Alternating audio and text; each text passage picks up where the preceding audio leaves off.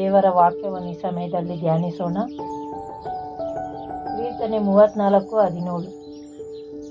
ಯೆಹೋವನು ನೀತಿವಂತರ ಕೂಗನ್ನು ಕೇಳಿ ಎಲ್ಲ ಕಷ್ಟಗಳಿಂದ ಅವರನ್ನು ಬಿಡಿಸುತ್ತಾನೆ.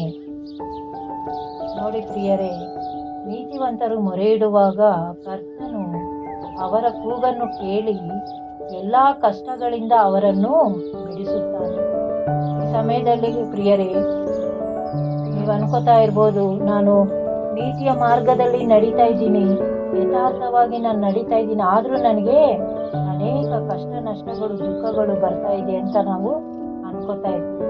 ಆದರೆ ನೀತಿಯ ಮಾರ್ಗದಲ್ಲಿ ನಡೆಯುವಾಗ ಅನೇಕ ಕಷ್ಟ ನಷ್ಟಗಳು ಬಂದರೂ ಕರ್ತನು ಅವರನ್ನು ಎಲ್ಲ ಕಷ್ಟಗಳಿಂದ ಆತನು ಬಿಡುಗಡೆ ಮಾಡುತ್ತಾನೆ.